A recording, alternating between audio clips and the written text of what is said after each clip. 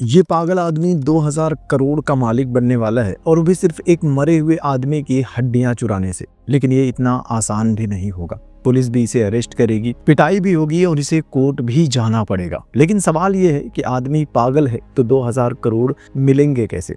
चलिए जानते हैं, क्योंकि इस फिल्म की एंडिंग आपके होश उड़ाने वाली है।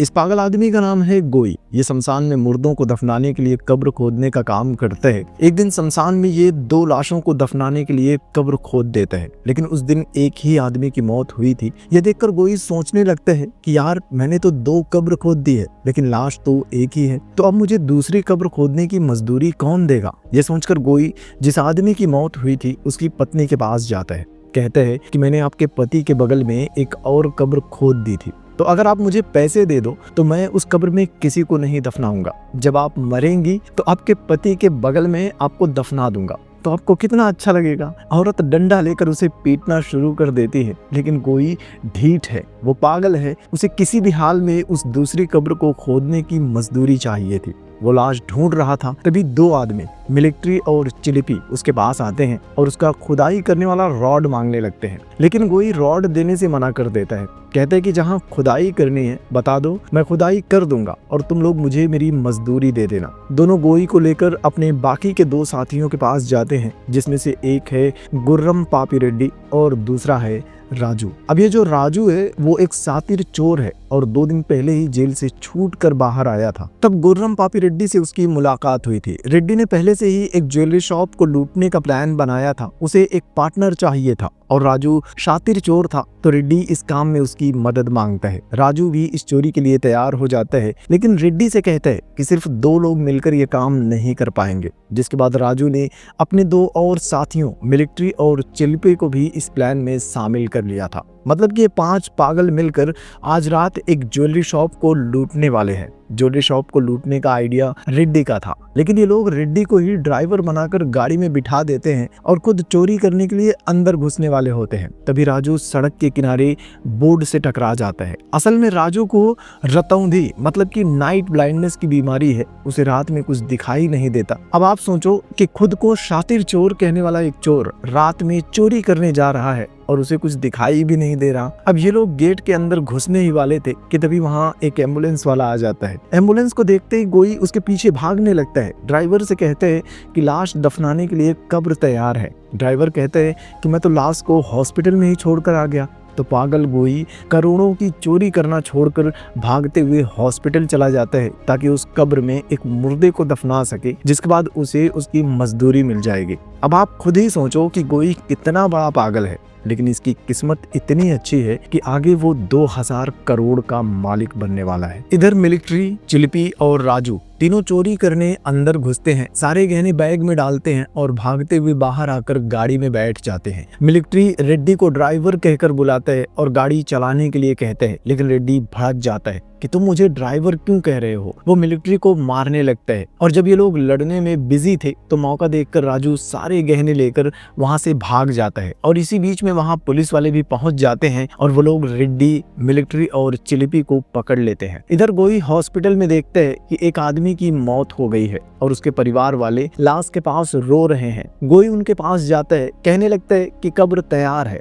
चलो इसे दफना देते हैं। घर वाले कहते हैं कि नहीं, हम लोग इन्हें जलाने वाले हैं। पागल गोई कहते हैं कि ऐसा मत करना, लाश जलाओगे तो बदबू आएगी, चुपचाप दफना देते हैं। वो जबरदस्ती लाश को लेकर जाने लगते हैं तो घर वाले केस कर देते हैं और पागल गोई को कोर्ट में पेश किया जाता है। कोर्ट में जज वैद्यनाथन पागल गोई के कारनामे सुनकर अपना सर नोचने लगते हैं और फिर गोई को 8 महीने के लिए जेल भेज दिया जाता है। 1 साल बाद हम फिर से गोई को देखते हैं। वो एक क्लब में बैठकर ड्रिंक कर रहा था, तभी मिलिट्री और चिलिपी भी वहां आते हैं। इन तीनों पागलों को क्लब में एक लड़की दामिनी ने मिलने के लिए बुलाया था। थोड़ी देर में दामिनी भी वहां आती है और उसके साथ होता है गुर्रम पापी रेड्डी। उसे देखते ही मिलिट्री और चिलिपी गुस्से में उसे मार देना चाहते हैं, लेकिन रेड्डी कहते हैं कि मैंने यहाँ तुम लोगों को अमीर बनाने के लिए बुलाया है। इस बार मेरे पास एक मस्त प्लान है, हमें बस एक लाश को चुराना है। मिलिट्री कहते हैं कि देख, पिछली बार तुम्हारी वजह से हम दोनों पकड़े गए थे, तो अब हम तुम्हारे साथ कोई काम नहीं करेंगे।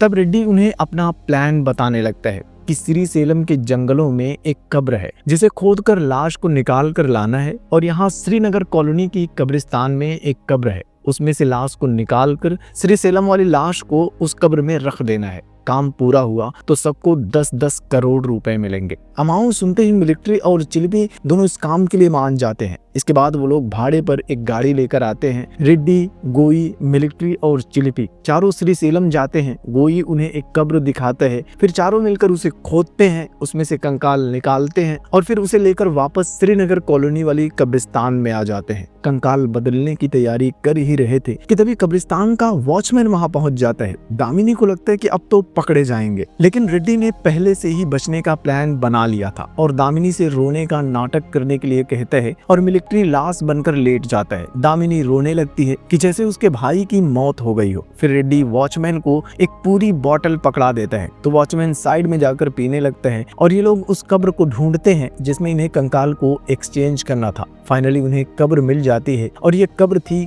कालिंगा पोथुराजू की, जिनकी मौत लगभग 40 साल पहले हो गई थी। ये लोग उस कब्र को खोदते हैं, कालिंगा पोथुराजू के कंकाल को बाहर निकालते हैं और उसे श्रीशैलम वाले कंकाल से बदल देते हैं। काम पूरा होते ही रेड्डी मिलिट्री से कहते हैं कि तुम दोनों कालिंगा पोथुराजू के इस कंकाल को कहीं ऐसी जगह पर फेंक देना जो कभी किसी को न मिले और फिर हमारे सेफ हाउस पर आ जाना, तुम्हें तुम्हारे पैसे भी मिल जाएंगे। ये दोनों कंकाल को ठिकाने लगाने के लिए जाते हैं, लेकिन अब चिलिपी सोच रहा था कि आखिर रेड्डी ने 40 साल पहले मरे हुए आदमी का कंकाल क्यों बदला होगा। जरूर रेड्डी ने कुछ बड़ा प्लान किया है, कहीं रेड्डी उन्हें फिर से फंसाने की कोशिश तो नहीं कर रहा। कंकाल को ठिकाने लगाकर दोनों वापस सेफ हाउस जाते हैं तो रेड्डी और गोई खुशी के मारे डांस कर रहे थे। मिलिट्री उन्हें धमकी देने लगता है, पूछता है कि आखिर वो लाश किसकी थी और उसे एक्सचेंज क्यों किया। अगर पूरा प्लान नहीं बताओगे तो हम दोनों पुलिस को सब कुछ बता देंगे। तभी दामिनी भी वहां आ जाती है। सोचने लगती है कि अगर मिलिट्री ने पुलिस को बता दिया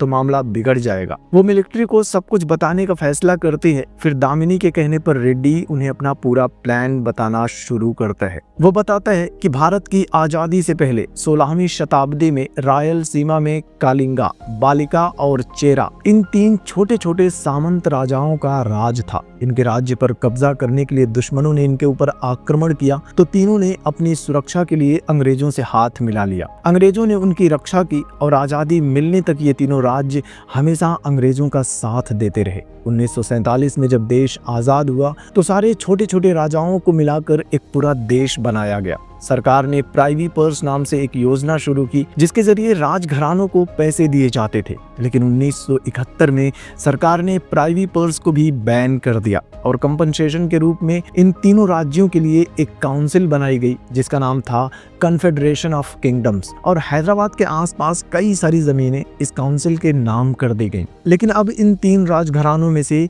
बालिका साम्राज्य से सिर्फ 8 लोग और चेरा साम्राज्य से सिर्फ 12 लोग जिंदा बचे हैं, जबकि कालिंगा साम्राज्य पूरी तरह से खत्म हो चुका है। बचे हुए लोगों ने तीनों साम्राज्यों की संपत्ति की रक्षा करने के लिए एक ट्रस्ट बनाया है और इस ट्रस्ट के मुखिया हैं हायग्रीवा और नीलग्रीवा। अब कालिंगा साम्राज्य में कोई जिंदा नहीं बचा है तो बालिका और चेरा साम्राज्य वालों ने मिलकर कालिंगा साम्राज्य की सारी संपत्ति पर कब्जा कर लिया है, जिसकी वैल्यू है लगभग 2000 करोड़। यह सुनते ही मिलिट्री और चिलिपी के होश उड़ जाते हैं। रेड्डी कहता है कि अब हम हमारे गोई को कालिंगा साम्राज्य का वंशज साबित करने वाले हैं। उसका प्लान था कि गोई पहले कोर्ट में केस फाइल करेगा कि वो कालिंगा साम्राज्य का वारिस है। गोई झूठ बोल रहा है। ये साबित करने के लिए उन लोगों के पास कोई सबूत नहीं होगा तो डीएनए टेस्ट करवाना ही कोर्ट का आखिरी ऑप्शन होगा। लेकिन कालिंगा साम्राज्य से कोई और जिंदा नहीं है तो कोर्ट कब्र से डीएनए सैंपल कलेक्ट करने का आदेश देगी और इन लोगों ने कालिंगा पोथुराजू की कब्र में जो कंकाल बदल कर रखा है वो गोई के दादाजी का है, जो डीएनए टेस्ट में मैच हो जाएगा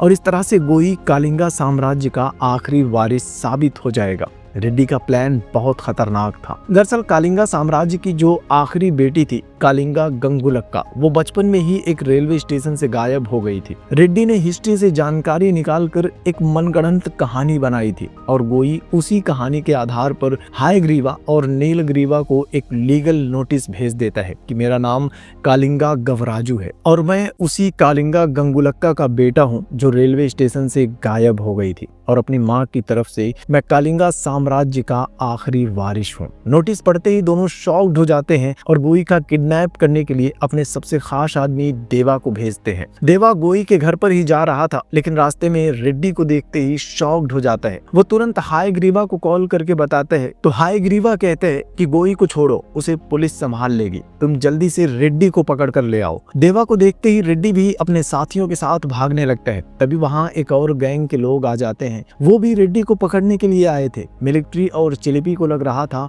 कि ये गुंडे गोई का किडनैप करने के लिए आए हैं। वो रेड्डी के साथ मिलकर गुंडों से फाइट करते हैं। फाइट के बीच में रेड्डी के सर पर चोट लग जाती है। फिर ये लोग देवा के साथ उस दूसरी गैंग के लीडर को पकड़ लेते हैं। रेड्डी बेहोश हो जाता है तो मिलिट्री उसे हॉस्पिटल में भर्ती करवा देता है, जिसके बाद वो गोई को बचाने के लिए जाते हैं, लेकिन देखते हैं कि पुलिस वाले गोई को लेकर जा रहे हैं। अब मिलिट्री देवा के पास जाते हैं। उसने देवा को बांध कर रखा था। वो देवा से पूछने लगता है कि तुम्हें गोई का किडनैप करने के लिए किसने भेजा था। देवा कहते हैं कि गोई है कौन, मैं तो उसे जानता भी नहीं, मैं तो रेड्डी और उसके साथियों को पकड़ने के लिए आया था। उन लोगों ने जो ज्वेलरी शॉप को लूटा था वो ग्रीवा भाइयों का ही था और उन लोगों ने रेड्डी और उसके साथियों के सर पर 50 करोड़ का इनाम रखा है। यह सुनते ही दोनों डर के मारे कांपने लगते हैं। देवा से कहते हैं कि हमने कुछ नहीं किया, सब कुछ रेड्डी का प्लान था। लेकिन देवा उन्हें धमकी देता है कि जिस दिन ग्रीवा भाइयों के हाथ लग गए ना, वो तुम्हें मार डालेगा। इसके बाद वो दूसरी गैंग के लीडर से पूछते हैं कि तू कौन है। वो बताता है कि मैं कोई गुंडा नहीं हूँ, मैं पागल खाने का कंपाउंडर हूँ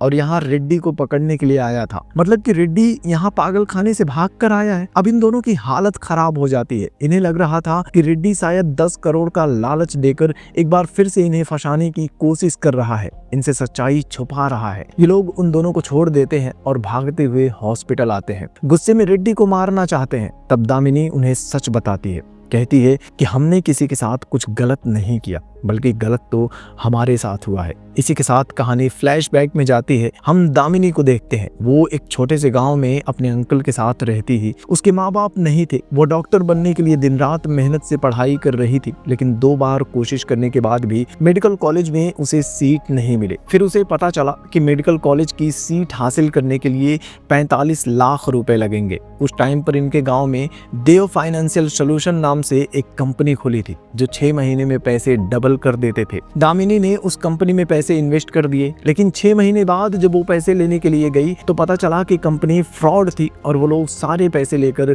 गायब हो गए हैं। उसका सब कुछ खत्म हो चुका था। डॉक्टर बनने का सपना टूट चुका था। वो हर हाल में कंपनी वालों को ढूंढने का फैसला कर लेती है और तब उसे पता चलता है कि कंपनी का ओनर कोई और नहीं, गुर्रम पापी रेड्डी ही था। यह सुनते ही मिलिट्री और चिलिपी दोनों हैरान रह जाते हैं। रेड्डी से पूछते हैं कि तूने इतना बड़ा फ्रॉड कैसे किया। तब रेड्डी उन्हें अपनी कहानी बताने लगते हैं कि वो अपने गांव में पोस्ट ग्रेजुएशन करने वाला पहला लड़का था। पढ़ाई पूरी करने के बाद उसने कई जगह पर नौकरी के लिए इंटरव्यू दिया, लेकिन नौकरी नहीं मिल रही थी। खुद का बिजनेस शुरू करना चाहता था, लेकिन पैसे भी नहीं थे और तब लोन लेने के लिए वो ग्रीवा भाइयों से मिला था। तब नील ग्रीवा ने उसे चिट फंड कंपनी शुरू करने का सुझाव दिया था। उनसे पैसे लेकर रेड्डी ने अपने गांव में चिट फंड कंपनी शुरू की थी। गांव वालों को समझाया था कि आप लोग पैसे इन्वेस्ट करोगे तो हमारी कंपनी उसे अलग अलग शेयर मार्केट में इन्वेस्ट करके प्रॉफिट बनाएगी और आपको उसमें से भी हिस्सा दिया जाएगा। गांव वाले उसकी बात पर भरोसा करके पैसे इन्वेस्ट करने लगते हैं और 6 महीने तक सब कुछ ठीक चल रहा था। जब ढेर सारे पैसे इकट्ठा हो गए तो ग्रीवा भाइयों ने कंपनी का पूरा अकाउंट खाली कर दिया और रेड्डी से अपना सारा संपर्क तोड़ लिया। लोगों के पैसे डूब गए थे तो लोग रेड्डी को मारने के लिए उसे ढूंढ रहे थे। जिसके बाद रेड्डी गांव से भागकर शहर आ गया था। शहर में उसे ग्रीवा भाइयों की ज्वेलरी शॉप के बारे में पता चलते है और उन लोगों से बदला लेने के लिए रेड्डी ने उसकी ज्वेलरी शॉप को लूटने का प्लान बनाया था। लेकिन उसकी किस्मत खराब थी। राजू सारे गहने लेकर भाग गया था और ये लोग पकड़े गए थे, जिसके बाद रेड्डी को जेल हो गई थी। जब रेड्डी जेल में था तब ग्रीवा भाई अपनी पावर का यूज करते हैं और रेड्डी को जेल में जमकर टॉर्चर करवाते हैं। टॉर्चर से बचने के लिए रेड्डी पागल होने का नाटक करने लगता है, जिसके बाद उसे मेंटल हॉस्पिटल में भर्ती करवा दिया जाता है और दामिनी इसी हॉस्पिटल में नर्स होती है। वो रेड्डी को देखकर शॉक्ड हो जाती है। वो रेड्डी को जान से मारने के लिए उसे ढूंढ रही थी और अब रेड्डी खुद ही उसके सामने आ गया था। मौका देखकर वो रेड्डी को मारने के लिए जाती है, लेकिन रेड्डी उसका हाथ पकड़ लेता है और फिर उसे सारी सच्चाई बता देता है।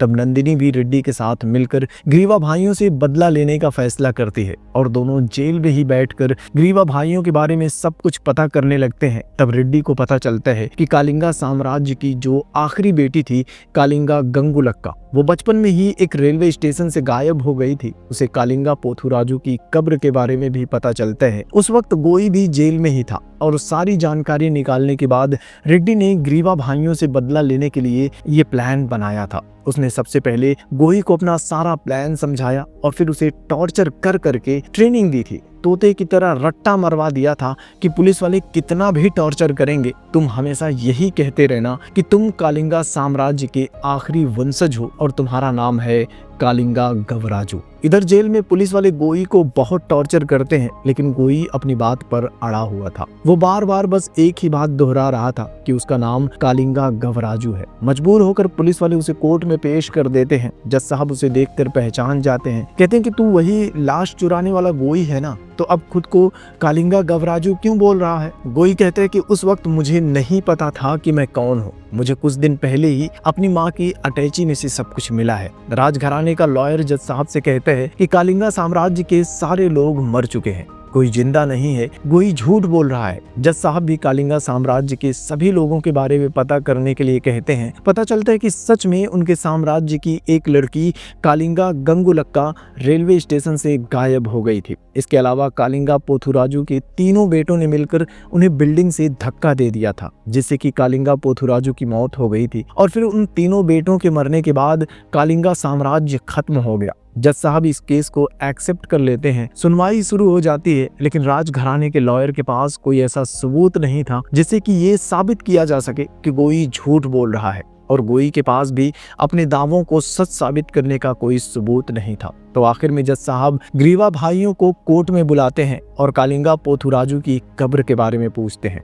ग्रीवा बताता है कि उनकी कब्र श्रीनगर कॉलोनी के कब्रिस्तान में है। जज साहब कब्र से डीएनए सैंपल कलेक्ट करने का आदेश देते हैं। अब गोई और उसके साथियों को लगता है कि उनका प्लान कामयाब हो चुका है। वो सब लोग खुश होते हैं, सोचते हैं कि कल जज साहब सैंपल कलेक्ट करवा लेंगे और फिर वो लोग 2000 करोड़ के मालिक बन जाएंगे। लेकिन रेड्डी कहते हैं कि ये इतना आसान नहीं है। जैसे हमने लाश को बदला है, वैसे ही ग्रीवा भाई भी लाश को बदलने का प्लान बना सकते हैं। ये सुनकर मिलिट्री तुरंत पुलिस को कॉल कर देता है कि कुछ लोग शमशान में कालिंगा पोथुराजु की लाश को चुराने की कोशिश कर रहे हैं। लेकिन तभी रेड्डी उसके हाथ से फोन छीन लेता है। कहते हैं कि हम पुलिस को कॉल नहीं कर सकते, हमें ही कुछ करना होगा। फिर ये लोग एक प्लान बनाते हैं। कालिंगा पोथुराजु की कब्र पर लगा हुआ पत्थर बगल वाले कब्र पर लगे हुए पत्थर से बदल देते हैं। सोचते हैं कि अगर ग्रीवा ने अपने आदमियों को भेजकर लाश को चुराने की कोशिश की तो वो लोग बगल वाली लाश को चुराएंगे और उनके जाने के बाद ये लोग वापस से उस पत्थर को रिप्लेस कर देंगे। लेकिन इन्हें अंदाजा भी नहीं था कि ये छोटी सी गलती इनके पूरे प्लान को खराब करने वाली है।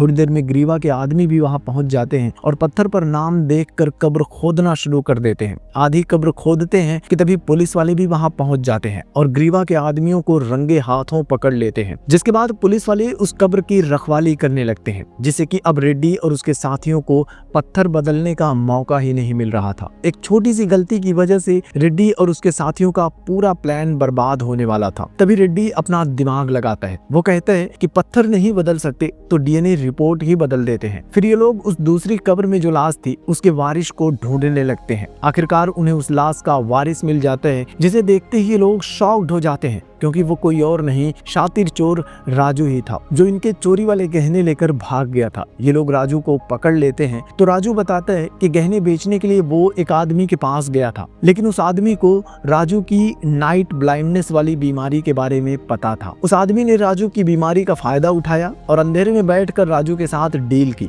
और पैसे दिए बिना ही वहां से भाग गया। खैर ये लोग राजू का डीएनए सैंपल लेने के लिए उसका बाल काट लेते हैं। वापस गोई के पास आते हैं तो याद आता है कि गोई तो टकला है, उसके सर पर बाल ही नहीं है, तो फॉरेंसिक वालों को सैंपल कैसे देंगे। तब दामिनी एक प्लान बनाती है। ये लोग चेहरे पर मास्क लगाते हैं और बीच सड़क में गोई की पिटाई करते हैं, ऐसे जैसे कि उसे जान से मार देना चाहते हो। फिर उसका वीडियो बनाकर जज साहब को दिखाते हैं। वीडियो देखकर जज साहब भी गुस्सा हो जाते हैं। उन्हें लगता है कि जायदाद हड़पने के लिए ग्रीवा भाई मिलकर गोई को मारना चाहते हैं। वो कहते हैं कि सैंपल अभी और इसी वक्त कलेक्ट करेंगे। इसके बाद जज साहब खुद फॉरेंसिक टीम के साथ कब्रिस्तान जाते हैं, लाश का सैंपल कलेक्ट करते हैं। फिर हॉस्पिटल में गोई के पास जाते हैं तो देखते हैं कि गोई के पूरे शरीर पर पट्टी बंधी हुई है। सैंपल लेने के लिए कोई जगह खाली ही नहीं है। तब नर्स दामिनी उन्हें बताती है कि गोई के कान में बाल है, वहां से सैंपल लिया जा सकता है। और इस तरह से वो लोग राजू का बाल गोई के कान में लगाकर उसका डीएनए सैंपल दे देते हैं।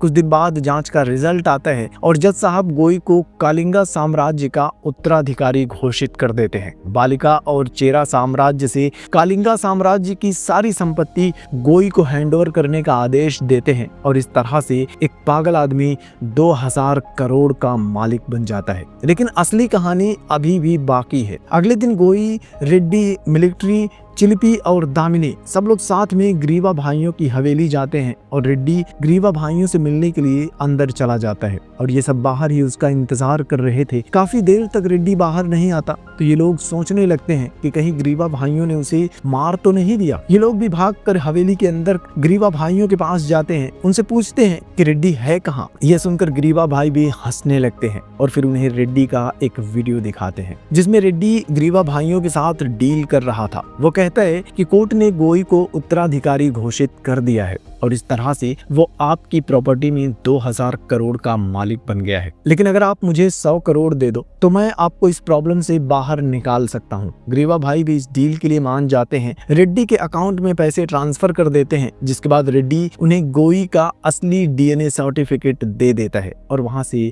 गायब हो जाता है। अब ग्रीवा भाई इन लोगों को बताते हैं कि रेड्डी ने सिर्फ उनके साथ ही चीटिंग नहीं की है, दरअसल चिट फंड कंपनी के फ्रॉड में भी रेड्डी का ही हाथ था और वो पैसे लेकर भागने वाला भी रेड्डी ही था। उसने इन चारों को अपने इस खेल में प्यादे की तरह इस्तेमाल किया था और अब सारे पैसे लेकर गायब हो चुका था। ग्रीवा भाई इन चारों को धक्के मारकर हवेली से बाहर निकलवा देते हैं। रेड्डी पर भरोसा करने वाले इन चारों की हालत अब भिखारियों जैसी हो गई थी। उधर रेड्डी पैसे लेकर ऐश कर रहा था। लेकिन अब सवाल ये था कि आपने पहले ही इस फिल्म की एंडिंग का अंदाजा लगा लिया था या नहीं। कमेंट में जरूर बताना। वीडियो को लाइक करना, शेयर करना और चैनल को भी सब्सक्राइब कर लेना। जल्दी मिलूंगा आपसे एक और नई वीडियो के साथ। तब तक के लिए थैंक यू।